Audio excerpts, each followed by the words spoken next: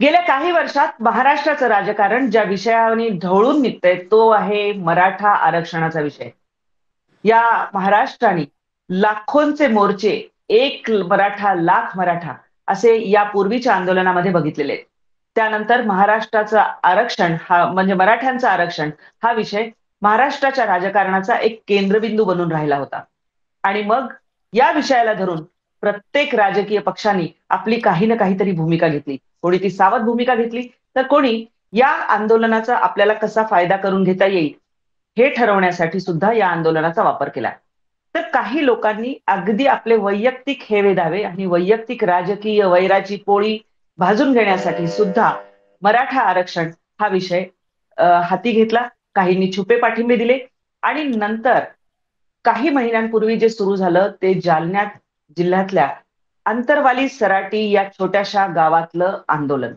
मनोज जरांगे पाटील हे त्याचे नकळतपणे एका अर्थाने कर्णधार झाले आणि त्यानंतरचा त्यांचा प्रवास, त्यानंतरची त्यांची वक्तव्य आणि जो काय कलगीतुरा सुरू आहे तो अख्ख्या महाराष्ट्राने बघितलेला आहे. नमस्कार, मी प्रतिभा चंद्रन आणि सत्ता कारण या नवराष्ट्राच्या कार्यक्रमात माझे दोन्ही सहकारी अनिकेत जोशी आणि विशाल राजेजी यांच्या वतीनं मी तुमचं पुन्हा एकदा स्वागत करते. आपण या मराठा आरक्षणाच्या विषयावर बोलतो आहोत विशालजी. तर अ, यामध्ये आपण बघितलं की होळी आता आलेली आहे आणि त्याच्या आधीच जसं हे आंदोलन रंग घेत होतं त्याला लोक जास्तीत जास्त जोडले जात होते त्या आंदोलनाशी. तेव्हापासून एका पद्धतीने कलगीतुराच सुरू झाला होता. राजकीय कलगीतुराच या आंदोलनाच्या आडून सुरू झालेला होता.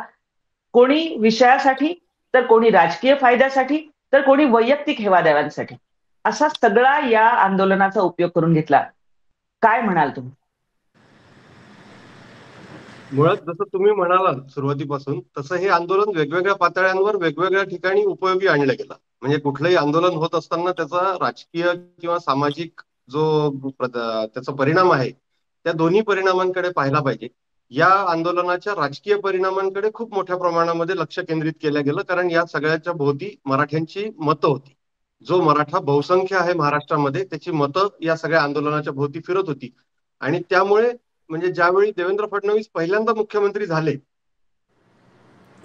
तर त्यावेळेपासून मराठा आंदोलनाला गती आली किंवा त्यांनी वेग घेतला. या समाजाच्या आंदोलनाकडे मी जेव्हा बघतो, म्हणजे मी अगदी पहिल्या मोर्चापासून जेव्हापासून बघतोय, तर मी मराठा आंदोलनाकडे राजकीय आणि सामाजिक अशा दोन्ही दृष्टिकोनातून बघतो. याच्यातला पहिला जो आहे सामाजिक जो दृष्टिकोन आहे तो आपण समजून घ्यायला पाहिजे. उद्या होळी आहे, परवा शिमगा आहे आणि शिमग्याची बरोबर. बोंब ही आपल्याला सगळ्यांना माहिती आहे.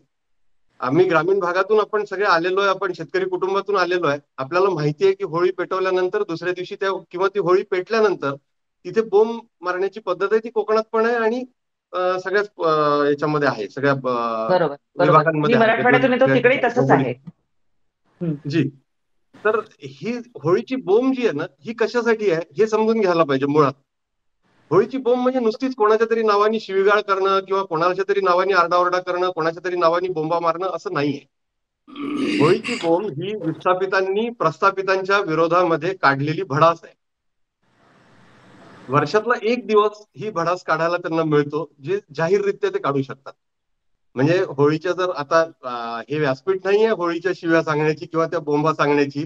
म्हणजे तशी गरज पण नाही, कारण आपण सगळेजण ते ऐकलेले आहेत वेळोवेळी. आता थोडंसं तो प्रमाण कमी झालेलं आहे, पण जे सोशल फ्रस्ट्रेशन आहे ना, जे समाजाचं फ्रस्ट्रेशन आहे, ते फ्रस्ट्रेशन या बोंबांमधून निघून जाते. ही शेवटी हं. कुठेतरी एक मानसिक स्थिती सुधारण्यासाठी किंवा मानसिक जसं बऱ्याच गोष्टी ज्या असतात की आपल्याकडे म्हणजे हिंदू समाजामध्ये निधन झाल्यानंतरच्या ज्या वेगवेगळ्या काही हे आहेत परंपरा ज्या आहेत किंवा ज्या होय. आपण पाळलं जातं की ते 13 दिवसाचं होय. क्वारंटाईन आणि हे सगळं. तर हे याला कुठेतरी एक मानसिक आरोग्याचा कुठेतरी त्याला बेस आहे. मानसिक आरोग्य त्या कुटुंबाचं पुन्हा सुदृढ व्हावं किंवा त्या मानसिक धक्क्यातून ते बाहेर पडावे असं ते आहे. तसंच होळीची बोंब ही सुद्धा मानसिक आरोग्याच्या दृष्टीने म्हणजे समाजाच्या मानसिक आरोग्याच्या हं. ही आवश्यक आहे. मुळात आता ही होळीची बोंब आणि मराठा समाजाचं आंदोलन या दोन गोष्टी एकत्रितरित्या मला बघताना असं जाणवतं की मराठा समाज जो अनेक वर्ष जो सत्ताधारी समाज होता, हं. ज्याच्याकडे कायम सत्ता होती, तो समाज मंडल आयोगाच्या नंतर सत्तेपासून थोडा थोडा दुरावत गेला. म्हणजे त्याच्या पूर्वीपर्यंत तर अशी परिस्थिती होती की मराठा आमदारांच्या, मराठा खासदारांच्या, मराठा मंत्र्यांच्या गाडीवरचे ड्रायव्हर सुद्धा आमदार झालेले आहेत. म्हणजे अनिकेतजींना तर कदाचित ती यादीच माहिती असेल की कोण कोण आहे. म्हणजे हे आमच्या पण पिढीने बघितलेलं आहे की तो फक्त जातीने मराठा आहे, तो निवडून आला. म्हणजे बरोबर. एवढं सत्तेच्या वलयामध्ये मराठा समाज होता आणि तो मराठा समाज हळूहळू दुरावत गेला. दुसरीकडे जो मराठा समाज सत्तेच्या वर्तुळात राहिला तो फक्त आर्थिकदृष्ट्या सक्षम झाला आणि जो सत्तेपासून दुरावत होता किंवा जो आरक्षणाच्या नंतर तो त्या सगळ्या प्रक्रियेमधून बाहेर पडत गेला, तो समाज हा गरीब होत गेला. दरम्यानच्या काळामध्ये शेतीची सुद्धा वाटणी झाली.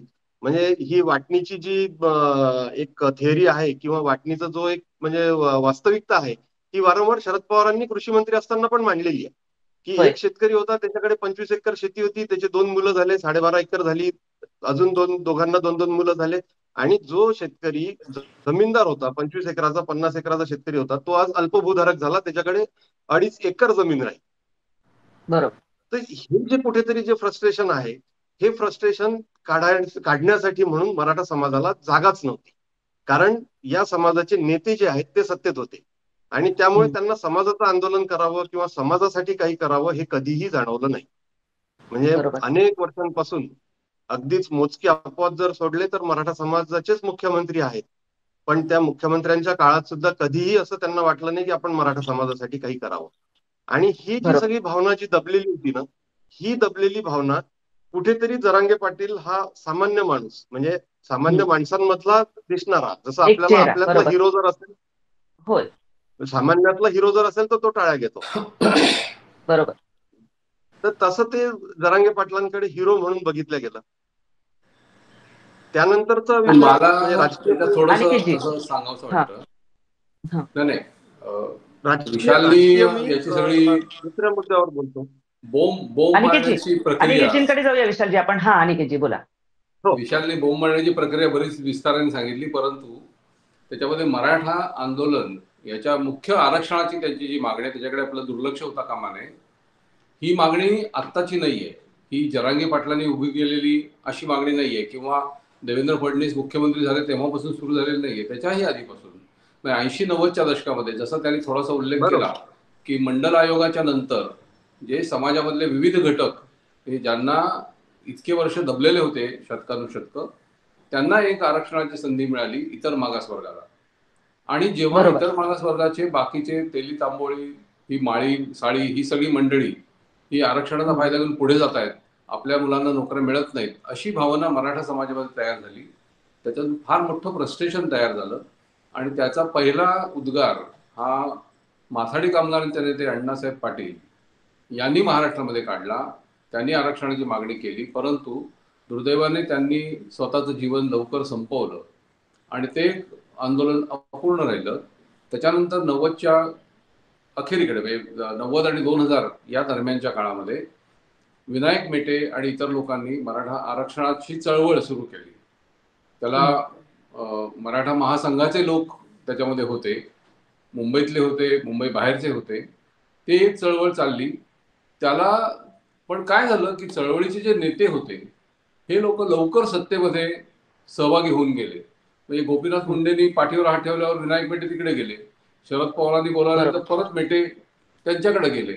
म्हणजे हे जे चालू राहिलं त्याच्यामध्ये कुठेतरी आरक्षण मागे पडलं आणि आरक्षणाची मागणी जरी मराठा समाजाची खूप जोरात मांडली गेली होती, त्याच्यासाठी काही मोर्चे निघाले होते, छोटी आंदोलनं पण झाली, परंतु त्या मागणीला मूर्त स्वरूप किंवा त्याचं एक निष्पन्न त्याच्यातून काही निघणं हे शक्य होत नव्हतं.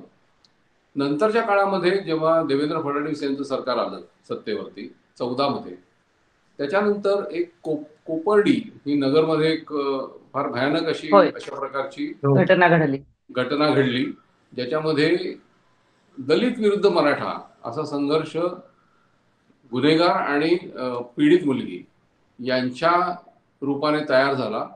त्यावेळेला कोपर्डीच्या त्या पीडित महिलेला, जी मराठा समाजातली होती, तिला न्याय मिळाला पाहिजे याच्या मागणीतून औरंगाबाद आणि सोलापूर इकडे पहिल्यांदा मोर्चे निघाले आणि त्या बरोबर. मोर्चाचं स्वरूप खूप वेगळं होतं. त्यांनी महाराष्ट्र म्हणजे अक्षरशः मेस्मराईज झाल्यासारखं झालं. मूक मोर्चे होते, त्या मूक मोर्चामध्ये मोर्चे होते. कोणीही राजकीय पुढारी येत नव्हते, त्यांना बंदी केली होती मराठा समाजातल्या तरुणांनी. आणि असं हे राजकीय लोकांच्या मदतीशिवाय सुरू झालेलं आंदोलन नंतर महाराष्ट्रामध्ये ते अनेक ठिकाणी तसे मोर्चे निघाले. एकूण 55 मोर्चे निघाले. शेवटचा मोर्चा मुंबईला आला 17-18 साली असेल, बरोबर ना विशाल? हो त्यावेळेला हो देवेंद्र फडणवीस हे मुख्यमंत्री होते. हो. त्या मोर्चाला सरकार सामोरं गेलं. आत्ताचे मुख्यमंत्री एकनाथ शिंदे, नंतरच्या काँग्रेसच्या काळातील अनेक मराठा नेते मंडळी हे मागच्या बाजूने या आंदोलकांना मदत करत होते. त्यांना जेवण पुरवणं, त्यांना वाटेमध्ये काही सुविधा असेल ते देणं. पण नेते मंडळी कुठेही या आंदोलनामध्ये, मोर्चांमध्ये आघाडीवर नव्हते. त्या मोर्चाच्या अनेक मागण्या होत्या. त्याच्यामध्ये महिलांना सुरक्षा अशा ज्या मागण्या होत्या, त्याच्या बरोबरीने समाजातल्या तरुणांना आरक्षण मिळालं पाहिजे ही मागणी होती. त्या मागणीसाठी मग देवेंद्र फडणवीस सरकारने त्यांना आश्वासित केलं की आम्ही तुम्हाला आरक्षण मिळवून देऊ. त्याप्रमाणे सरकारने कायदा केला. तत्पूर्वी म्हणजे काँग्रेसच्या राजवटीमध्येच मराठा समाजाला आरक्षण दिलं पाहिजे या मागणीसाठी सरकारने पुढाकार घेतला होता. नारायण राणेंची एक समिती बसवली होती आणि त्या समितीने दिलेल्या शिफारसीनुसार मराठा समाजातल्या तरुणांना 16% आरक्षण देणारा कायदा हा पृथ्वीराज चव्हाण यांच्या सरकारनं केला.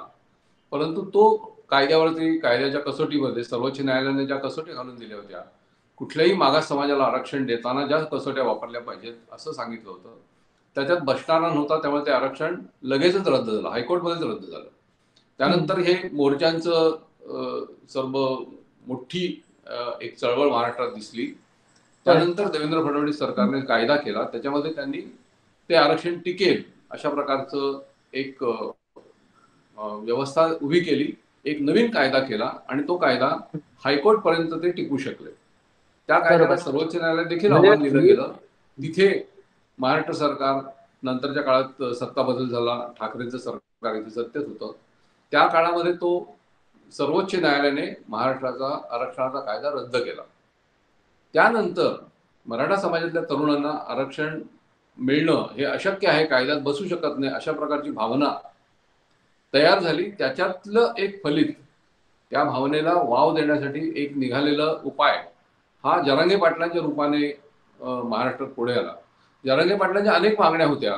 त्याच्यामध्ये त्यांनी ओबीसी मधून आम्हाला आरक्षण मिळू शकतं अशा प्रकारचा एक त्याला जो काही सल्ला मिळाला असेल ती मागणी त्यांनी लावून धरली आणि आम्हाला ओबीसी सर्टिफिकेट द्या. तर ही ओबीसी सर्टिफिकेट कशी मिळतील? तर कुणबी हा मराठा मोठा घटक हा पारंपरिक दृष्ट्या ओबीसी मध्येच आहे महाराष्ट्रामध्ये. मराठवाडा आणि विदर्भात, कोकणात काही ठिकाणी त्याचा फायदा मिळाला, परंतु मराठवाड्यातल्या जे निजामाच्या हद्दीमधून महाराष्ट्रात जे विलीन झाले असे जे जिल्हे होते, त्या जिल्ह्यातल्या लोकांना या कुणबी सर्टिफिकेट मिळत नव्हती. ही मागणी घेऊन जरांगे पाटील खरं म्हणजे उपोषणाला बसले होते. परंतु त्याच्यात अनेक राजकीय घटक आले. त्याच्या आंदोलनावरती पोलिसांनी काही कारवाई केली आणि त्याच्यातून जो उद्रेक झाला त्यातून हे महाराष्ट्रावर हे लोड पसरलं आणि नव्याने वेगळ्या प्रकारे मराठा आरक्षणाची मागणी ही शिंदे सरकार पुढे आली आणि त्यांना ते फेस करावं लागलं सगळं. तो काय बॅकलॅश ज्याला आपण म्हणू मराठा. आणि मी जे म्हणत होतो की सोशल फ्रस्ट्रेशन इतक्या मोठ्या प्रमाणामध्ये होतं समाजामध्ये की त्याला तो आरक्षणाचा तो ट्रिगर सापडला. म्हणजे आरक्षणाची मागणी जरी 1980च्या आधीपासूनची असली किंवा म्हणजे 80च्या दरम्यानची असली, अण्णासाहेब पाटील येरळीकरांनी पण ती मागणी खूप मोठ्या प्रमाणामध्ये लावून धरली होती. पण ज्यावेळी ती मागणी झाली त्यावेळी मराठा समाजाला तुटपुंज काहीतरी दिलं गेलं किंवा विनायक मेटेंसारख्या नेत्याला काहीतरी कुठेतरी सत्तेमध्ये सामावून घेतलं गेलं आणि मग समाज वाऱ्यावर सोडल्यासारखं झालं. हे जे फ्रस्ट्रेशन होतं, हे फ्रस्ट्रेशन ते खूप मोठ्या प्रमाणामध्ये, ते इतक्या वर्षांपासून ते सगळं साचत आलेली होती जी जनभावना, आणि तो त्याच्यामुळे आक्रोश तो वाढला. दुसरा विषय कुणबी समाजाच्या दाखल्यांचा जो आहे, तर कुणबी आणि मराठा ही इतकी बारीक लाईन आहे. मी मागे पण एका व्हिडिओमध्ये आपला उल्लेख झाला आपला की अतिशय म्हणजे थीन लाईन आहे. म्हणजे मराठवाड्यामध्ये जर आपला याच्यात जर गेलो आपण, विदर्भामध्ये जर गेलो किंवा उत्तर महाराष्ट्रात जर पाहिलं तर त्या ठिकाणी सामाजिक कार्यक्रमांमध्ये मराठा असलेले लोक हे कागदोपत्री कुणबी आहेत, म्हणजे कागदोपत्री ओबीसी आहेत. म्हणजे ही फॅक्ट आहे. जे काही त्याचप्रमाणे पूर्व विदर्भ, पश्चिम विदर्भ हा जर बघितला तर पूर्व विदर्भामध्ये जे लोक मराठा आहेत ते पश्चिम विदर्भामध्ये त्यांना कुणबी म्हटलं जातं. जे कुणबी इकडे पश्चिम विदर्भामध्ये आहेत त्यांना पूर्व विदर्भामध्ये मराठा म्हणून ट्रीटमेंट मिळते. म्हणजे हा एवढा गुंतागुंतीचा विषय आहे. जरांगे पाटलांचं आंदोलन होण्यामाग म्हणजे जरांगे पाटलांचं आंदोलन सुद्धा अनेक वर्षांपासून सुरू होतं. त्यांनी सुद्धा या आंदोलनाच्या पूर्वी 12-13 आंदोलनं केली वेगवेगळ्या असं सणावर त्यांनी कुठेतरी भाग घेतला होता. केलेली होती. होय. वेगवेगळ्या मोर्चामध्ये पण ते होते. तर होते. बरोबर. तर त्या आंदोलनाचं एक वेगळेपण असं आहे की जसं मराठवाड्यामध्ये अनिकेतजी म्हणाले तसं की निजामाची सत्ता होती आणि कोतवाल बुक जे लागतं म्हणजे तुम्हाला होय. तुमची जात हो हो प्रूव्ह करण्यासाठी म्हणून जात पडताळणी समितीकडे द्यावं लागणारं सगळ्यात मोठं प्रूफ हे जात तुमचं कोतवाल बुक आहे. कोतवाल पुस्तिका बरोबर. हा तर ते कोतवाल बुकातली नोंद जर सापडत नाही तर तुमची जातच प्रूव्ह होऊ शकत नाही. म्हणजे त्याला मग इतर तुम्हाला सगळे कागदपत्र आणि हे सगळे मग 3 पिढ्यांपासूनचे ते दाखले आणि हे सगळं ते पण ते फार कठीण जातं. म्हणजे कोतवाल बुकातली जर नोंद सापडली तर तुम्हाला जात प्रूव्ह करणं हे सोपं आहे. तो प्रकार झाला बरोबर. मराठवाड्यामध्ये की सगळी जे काही रेकॉर्ड्स होते ते सगळे निजामाच्या राजवटीमधले होते किंवा ते निजामाच्या राजवटीतले काय त्यांनी लिहिलं असेल किंवा काय म्हणजे एक गमतीशीर एक अनुभव असा आहे की ज्यावेळी सिंध प्रांतातून सिंधी लोक आले भारतामध्ये निर्वासित होऊन तर माझा एक मित्र आहे त्याच्या जातीच्या प्रमाणपत्रावर म्हणजे त्याच्या आजोबांच्या प्रमाणपत्रावर ज्यावेळी त्या कोतवालांनी नोंद घेतली तो इंग्रजांचा कर्मचारी तर त्यांनी नोंद होय. घेताना गोल्डस्मिथ याची नोंद घेतली. ऍक्च्युली हा सिंधी समाजातला सोनार त्याची सोनार. हो. नोंद त्याचा तो इंग्रजांचा पगडा असल्यामुळे त्या कोतवालांनी नोंद घेतली गोल्डस्मिथ याची जात प्रूव्ह करायला याला सुप्रीम कोर्टापर्यंत धावपळ करावी लागली. तो म्हणजे नगरसेवक म्हणून निवडून आला 2 वेळा आणि त्याचं प्रमाणपत्र हे झालं म्हणजे जात प्रमाणपत्र नाही प्रूव्ह होऊ शकलं की नाही हे गोल्डस्मिथ ही जात याच्यामध्ये कशी काय असेल म्हणजे बरोबर. गोल्डस्मिथ म्हणजे सोनार हे त्याला पटवून देण्यासाठी म्हणून त्याला न्यायालयीन लढा लढावा लागला. तर बरोबर आहे. तसा तो तर तसा हा जो प्रकार आहे तो मराठवाड्यातल्या मराठ्यांच्या संदर्भामधला होता. तो मग काय झालं की तो ट्रिगर पॉइंट मिळाला आंदोलनाचा की याच्यावर बरोबर. आंदोलन होऊ शकतं. त्याच शरद पवारांसारख्या नेत्यांची जी भूमिका होती की पूर्वी पेशव्यांची नेमणूक करायची आणि आता पेशवे छत्रपतींची नेमणूक करतात. होय होय. हे जे वाक्य आहे हे जसं ब्राह्मण समाजाच्या कुठेतरी वर्मी लागलं असेल किंवा फडणवीसांच्या वर्मी लागलं असेल तसंच ते मराठा समाजाच्या पण लागलं. कारण बरोबर. छत्रपती घराणं जे आहे म्हणजे ते सातारची गादी असेल किंवा कोल्हापूरची गादी असेल ही म्हणजे वंदनीयच आहे सगळ्यांसाठी. बरोबर. तर त्याच्यामुळे अशा पद्धतीने राजकीय त्याला ट्विस्ट दिला गेला. जरी राजकारणी कोणी समोर नसले या आंदोलनामध्ये जसं अनिकेतजी म्हणाले की मूक मोर्चे ज्यावेळी निघाले त्यावेळी राजकीय चेहरा कोणी समोर नव्हता त्यामागे समाज होता. पण तो समाज फक्त समाज नव्हता कारण ज्या पद्धतीने नियोजन आणि आयोजन सगळं करावं लागतं मोर्चांचं नियंत्रण कक्ष पुण्यात होता.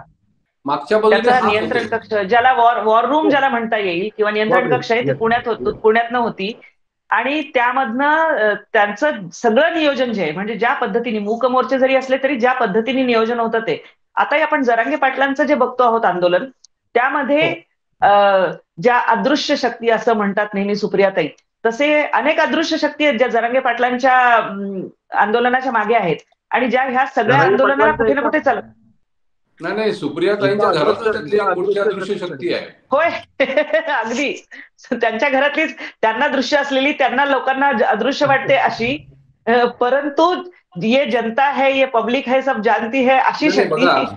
एक त्याच्यातलं तुम्हाला छोटस हे सांगतो जेव्हा जरांगे पाटलांच्या वरती फार मोठ्या प्रमाणात म्हणजे पोलिसांचा एक लाठीमार झाला त्यांच्या कार्यकर्त्यांवर ती जी तुम्ही तो जर काळ बघितला तर त्यावेळेला मुंबईमध्ये इंडिया आघाडीची बैठक शरद पवार आणि उद्धव ठाकरे यांनी घेतली होती.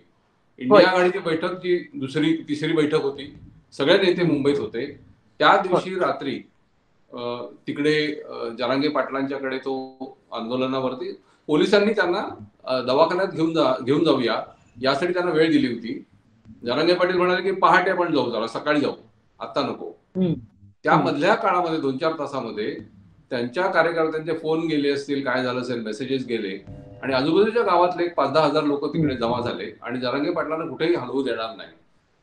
त्यावेळेला जरांगे पाटील यांच्या तब्येतीची जी काही काळजी असेल पोलिसांना किंवा महसूल यंत्रणेला त्या ठिकाणी पोलीस कृती करायला पुढे आले, पोलिसांच्यावर दगडफेक झाली, पोलिसांना मारलं, लागलं अनेक पोलिसांना, त्यानंतर तो लाठीमार झाला. पण लाठीमार झाला आणि पोलिसांनी जरांगे पाटलांचं आंदोलन मोडण्याचा प्रयत्न केला, याच्या बातम्या किंवा याचे व्हिडिओ हे महाराष्ट्रभर सगळीकडे काही तासात पोहोचले आणि त्या संध्याकाळपासून महाराष्ट्रात अनेक जिल्ह्यामध्ये मोठं आंदोलन उभं राहिलं. त्यातून जरांगे पाटलांचं नेतृत्व फार मोठं पुढे आलं. या दरम्यान उद्धव ठाकरे आणि शरद पवार हे दोघं खास विमानानं जालन्याला गेले, जरांगे पाटलांच्या भेटीला गेले आणि त्या ठिकाणी त्यांच्या काय कानगोष्टी झाल्या हे आपण व्हिडिओमध्ये आणि अनेक वृत्तवाहिन्यांवर त्यावेळेला पाहिलं. त्यानंतर हे आंदोलन मोठ्या प्रमाणात पुढे गेलं. त्याच्यामुळे ह्या ज्या काही अदृश्य शक्ती आहेत त्या कधी कधी दृश्य पण झाल्या होत्या असं आपल्याला वाटतं. होय होय. आणि ते कसं आहे माहिती का की एक मुळात कसं झालं की सामाजिक फ्रस्ट्रेशन ज्या वाढत असताना राजकीय त्याला खतपाणी घातलं गेलं आणि बरोबर योगायोगाने मुख्यमंत्री त्यावेळी ब्राह्मण असल्यामुळे म्हणजे आता सगळं काही जे काही आहे ओपन ते आता महाराष्ट्रामध्ये काही जातीपातीचं राजकारण नाही आहे वगैरे हे म्हणणं म्हणजे अंधश्रद्धा आहे. ज्या पद्धतीने जातीचं राजकारण उठवून आलं मराठा आरक्षणाच्या काळामध्ये की प्रत्येकाला आपापली जात आठवावी इतक्या मोठ्या प्रमाणामध्ये जातीचे उल्लेख झाले. ते चांगल्याही पद्धतीने झाले किंवा मागण्यांसाठी म्हणून झाले किंवा ते वाईट पद्धतीने पण झाले.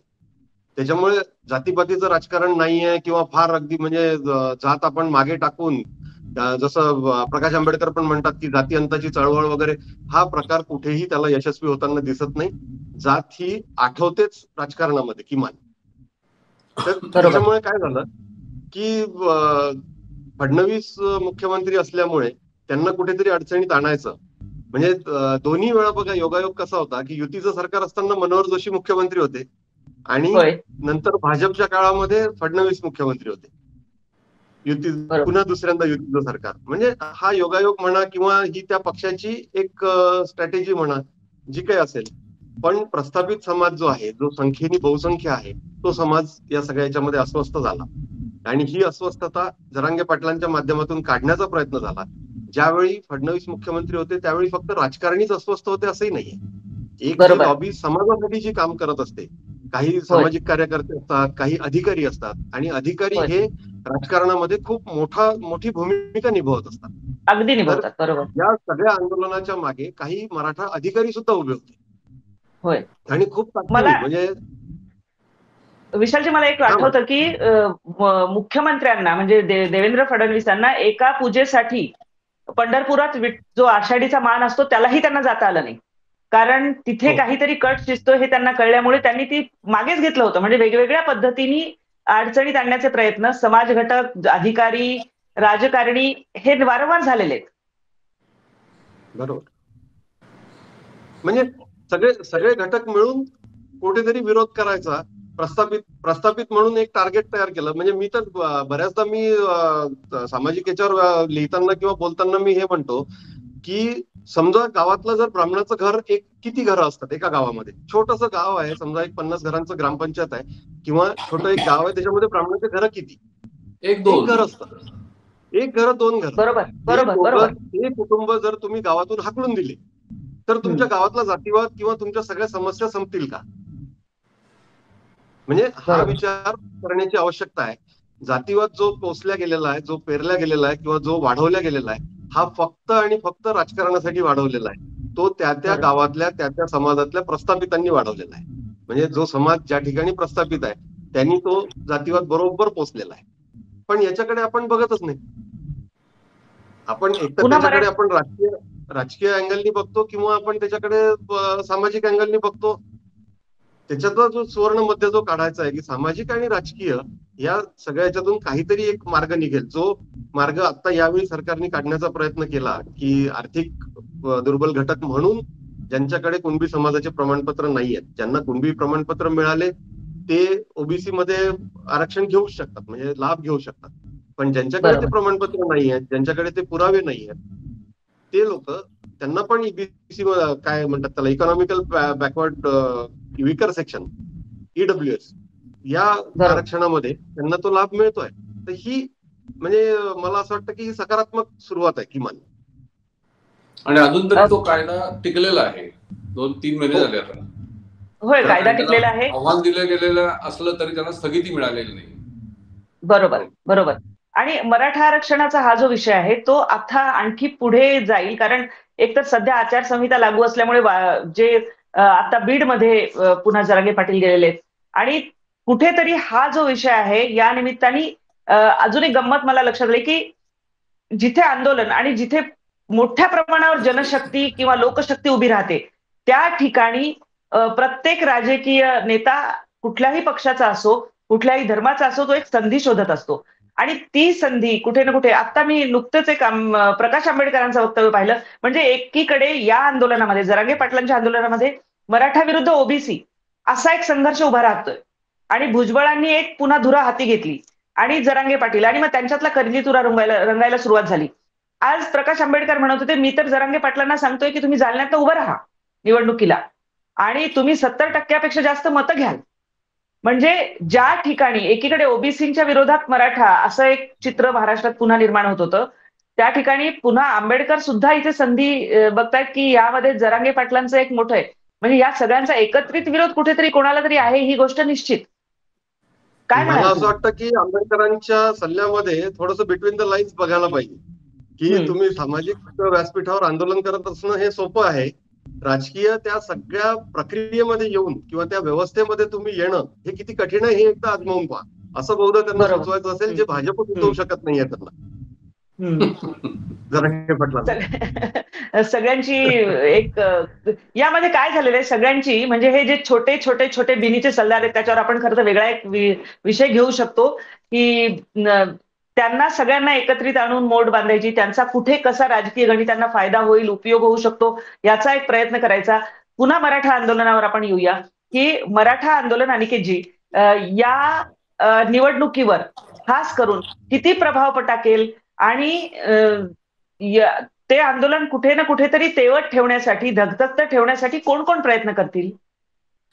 बघा, मराठा समाज हा सर्व राजकीय पक्षांमध्ये विखुरलेला आहे.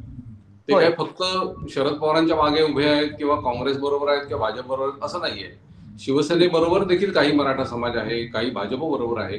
आणि हे आपला पक्षीय अभिनिवेश जरी त्या आरक्षण आंदोलनात सोडला असला या लोकांनी, तरी आता ते त्यांच्या पक्षाच्या भूमिकेत आहेत. त्यामुळे तुम्हाला दिसेल की गेल्या काही दिवसांमध्ये, गेल्या 3 आठवड्यात, 4 आठवड्यामध्ये जरांगे पाटलांचा आंदोलनाला मिळणारा प्रतिसाद किंवा त्यांच्या सभांना होणारी गर्दी ही बऱ्याचशा प्रमाणात कमी झालेली आपल्याला दिसते. कदाचित हे आंदोलन पुन्हा निवडणुकीच्या नंतर पुन्हा उभं राहील. पुन्हा कदाचित जरांगे पाटील हे अधिक जोमाने पुढे आलेले आपल्याला दिसतील. पण आता या निवडणुकीच्या वातावरणामध्ये ते कुठेतरी थोडेसे मागे पडलेले आहेत. त्यांच्यावरती बंधनं देखील बरीच आलेली आहेत. निवडणूक आचारसंहिता लागू झाल्यानंतर वेगवेगळ्या ठिकाणचे महसूल आणि पोलीस अधिकारी हे जरांगे पाटलांच्या सभा किंवा त्यांचे जे काही मेळावे ते घेत आहेत त्याच्यावरती बंधनं येत आहेत. या सगळ्यामुळे ते थोडं मागे पडणार आहे आणि ती प्रक्रिया होणं अगदी स्वाभाविक आहे. निवडणुकीमध्ये कुठलाही जो मतदार आहे हा मराठा म्हणून कितपत मत देईल किंवा मराठा म्हणून मला आरक्षणाचा लाभ मिळतोय का नाही मिळतोय याच्यासाठी मतदान करेल असं मला वाटत नाही. त्या ठिकाणी असलेली त्या पक्षाची ताकद किंवा त्या ठिकाणी असलेला योग्य उमेदवार अयोग्य उमेदवार यावरती मतदान होणार आहे. हे मराठा म्हणून मतदान होणार नाहीये. त्यामुळे ह्याचा फायदा किंवा तोटा या कुठल्याच राजकीय पक्षाला फार होताना दिसेल असं मला वाटत नाही. विशालजी तुम्ही काय म्हणाल? अनिकेतजींचं अगदी बरोबर आहे की ज्यावेळी जरांगे पाटलांची राजकीय भूमिका समोर आली की यांचे सुद्धा पाय मातीचेच आहेत असं ज्यावेळी लक्षात यायला लागलं समाजाच्या, त्यावेळी हळूहळू त्यांना मिळणारा प्रतिसाद हा कमी झाला. त्याच्या मागे निश्चितपणे सरकारचे काही प्रयत्न आहेत. दुसरं काय झालं की जो विचार करणारा जो समाज घटक असतो ना, त्यांनी हा विचार केला की बाबा आता मिळालं ना तुम्हाला, म्हणजे आर्थिकदृष्ट्या तुम्ही म्हणजे सक्षम नसताना तुम्हाला हे लेबल मिळालं. हा, आर्थिकदृष्ट्या मागास असलेलं आरक्षण तुम्हाला मिळालं आणि एकीकडे ओबीसी म्हणून तुम्हाला आरक्षण मिळत आहे जर तुम्ही कुणबी आहात, म्हणजे तुम्ही जर ते पुरावे देऊ शकता. जसे विदर्भ किंवा उत्तर महाराष्ट्र, पश्चिम महाराष्ट्रामध्ये बऱ्यापैकी आणि कोकणात बऱ्यापैकी इथे हे पुरावे दिलेले आहेत लोकांनी. याच्यात फक्त मराठवाडा हा विषय असा होता, जसं मी आधी पण म्हणालो. आणि पण त्यानंतर काय झालं की मराठवाड्यामध्ये सुद्धा ज्यावेळी जरांगे पाटलांची राजकीय भूमिका स्पष्ट व्हायला लागली त्यावेळी लोक हळूहळू दूर झाले की अरे याच्यात पण राजकारण आहे. बरोबर. ज्यावेळी मोर्चे निघत होते, लाखांचे मोर्चे निघत होते, त्यावेळी तुम्ही जसं म्हणालात की वॉर रूम पुण्यामध्ये होती किंवा इतर अदृश्य शक्ती त्याच्या मागे होती, पण ती अदृश्य शक्ती ही सर्वसामान्य समाज घटकासाठी म्हणून ती खरोखर अदृश्य होती. म्हणजे ती पत्रकार म्हणून आपल्याला माहिती असेल, राजकारणी म्हणून काही नेत्यांना माहिती असेल, हा भाग वेगळा. पण सर्वसामान्य माणसासाठी म्हणून ती शक्ती जी होती ती अदृश्य होती. म्हणून लोक स्वयंस्फूर्तीने त्याच्यामध्ये येताना दिसत होते. आज ते होणार नाही. निवडणुकीनंतरचं चित्र काय असेल किंवा विधानसभेसाठी म्हणून हा मुद्दा पुन्हा तापवला जाईल का, तर हे येणारा काळच, म्हणजे येणारे आता 2-3 महिनेच आपल्याला उत्तर देऊ शकतील असं मला वाटतं. बरोबर. बरोबर. कारण मराठा आरक्षणाचा हा जो मुद्दा आहे, त्यानंतर आपण मराठ्यांचे मोर्चे बघितले, जरांगे पाटलांचं आंदोलन बघितलं, त्यामध्ये ओबीसी विरुद्ध मराठा असं एक वातावरण महाराष्ट्रात निर्माण होताना बघितलं, त्यामध्ये एकमेकांबद्दलच्या कलगीतुरे बघितले. शिवाय जरांगे पाटलांचे जे सहकारी होते, जे त्या आंदोलनामध्ये त्यांच्याबरोबर सहभागी होते, ते सुद्धा बाहेर येऊन खुलेपणाने काही गोष्टी बोलत होते आणि जरांगे पाटलांच्या एकंदरच व्यक्तिमत्वाबद्दल, त्यांच्या कार्यशैलीबद्दल आणि त्यांची जी त्यांना मदत करणाऱ्या ज्या लोक आहेत त्यांच्याबद्दल खुलेपणाने चर्चा करत होते. या सगळ्यामधून आताच्या येऊ घातलेल्या निवडणुकीमध्ये जसं अनिकेतजी आणि विशालजी दोघांनी सांगितलं, तसं विखुरलेला मराठा समाज हा आपापल्या पक्षांच्या पाठीशी उभं राहणार आहे. तरी जरांगे पाटील या निवडणुकामध्ये सुद्धा आपलं अस्तित्व कायम राहण्यासाठी वेगवेगळ्या क्षेत्रामध्ये जातीलच. आणि त्या ठिकाणी जो एक तयार झालेला टेम्पो असतो तो कुठेतरी कमी करू नये असा प्रयत्न त्यांचा निश्चित राहणार आहे. आणि त्यामुळे बीडमध्ये जसे ते केले, तर तुम्हाला काय वाटतं की महाराष्ट्रभरात आपलं एक चेहरा टिकून राहण्यासाठी फिरतील ते आणि पुन्हा मराठा समाजाला एकत्र करायचा प्रयत्न करतील? त्यांचं आत्ताचं जे काही एकूण राजकारण म्हणा किंवा त्यांची जी आंदोलनाची दिशा किंवा रचना दिसते त्यानुसार ते महाराष्ट्राच्या काही भागामध्ये जात आहेत, काही जिल्ह्यामध्ये त्यांना आता म्हणजे प्रतिसाद मिळतोय, त्या ठिकाणी ते जात आहेत. परंतु या सगळ्याला खूप मर्यादा येणार आहेत. पुढच्या काळामध्ये त्यांना इतकं फिरता पण येणार नाही. त्यांच्यावरती आत्ताच अनेक ठिकाणी अनेक खटले दाखल झालेले आहेत. त्या खटल्याला तोंड देता देता ते म्हणजे त्यांची शक्ती खूप त्याच्यामध्ये वाया जाईल.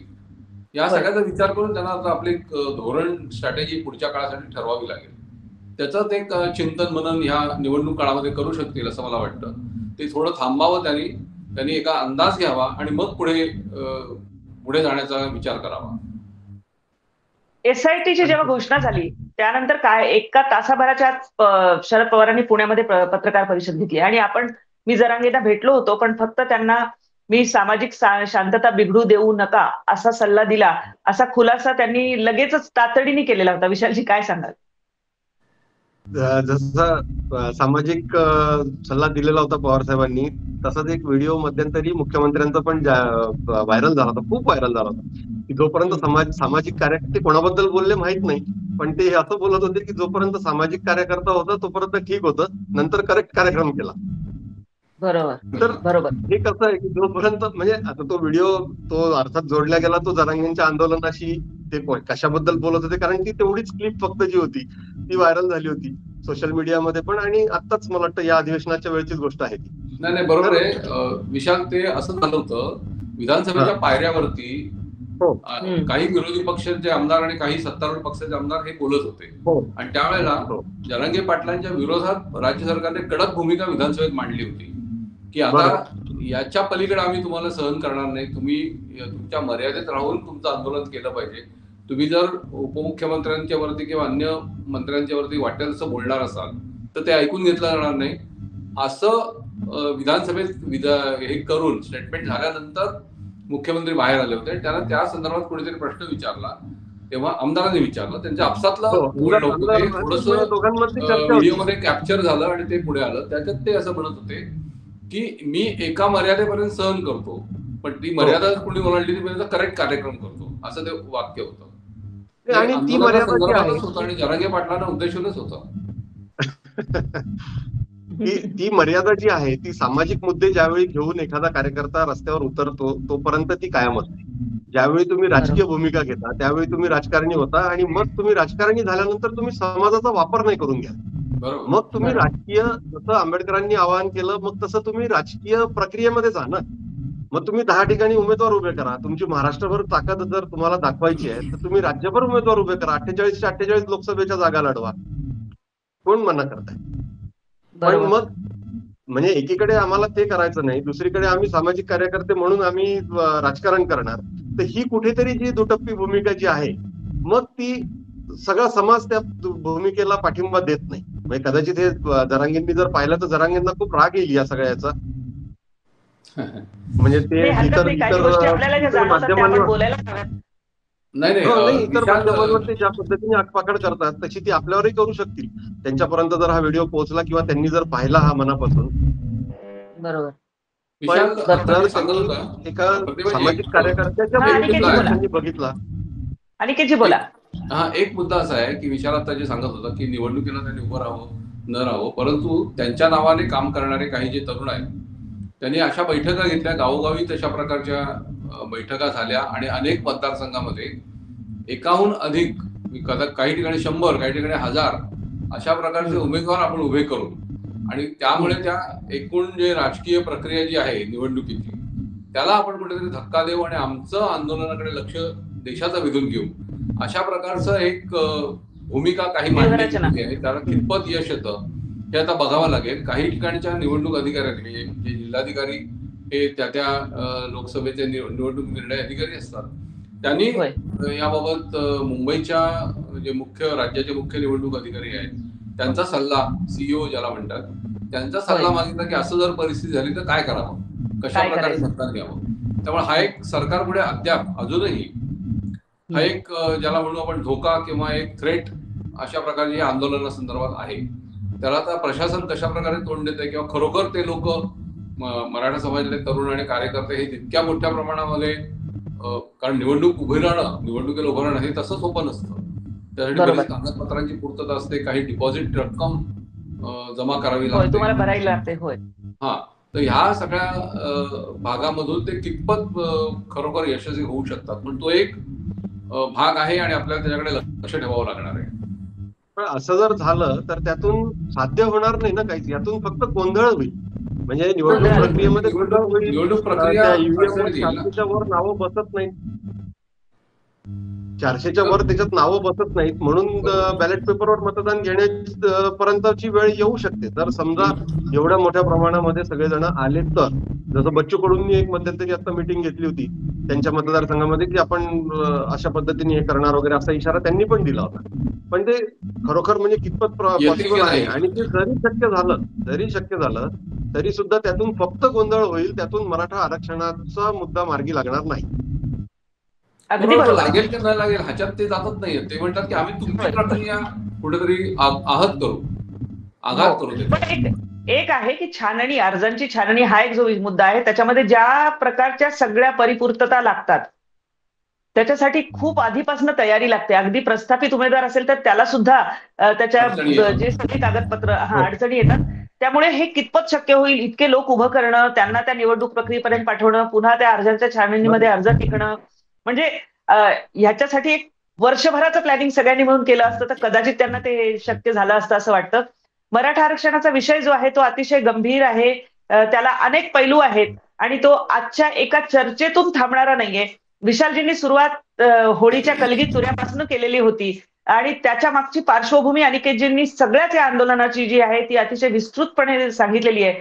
या विषयावर आम्ही पुन्हा हा विषय हाताळणार आहोत सत्ता कारणी आमच्या कार्यक्रमामध्ये.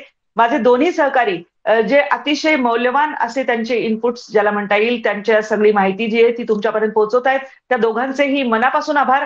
आणि मी आमच्या दर्शकांना सांगेन की तुम्ही याबद्दल जे वारंवार प्रेम दाखवताय, सत्ता कारण हा आमचा कार्यक्रम बघताय, तुमच्या कमेंट्स, तुमच्या सूचना आम्हाला अतिशय मोलाच्या आहेत. आमच्या चॅनलला सबस्क्राईब करायला विसरू नका आणि तुमच्या सूचना आमच्यापर्यंत निश्चित पोहोचवा. नमस्कार.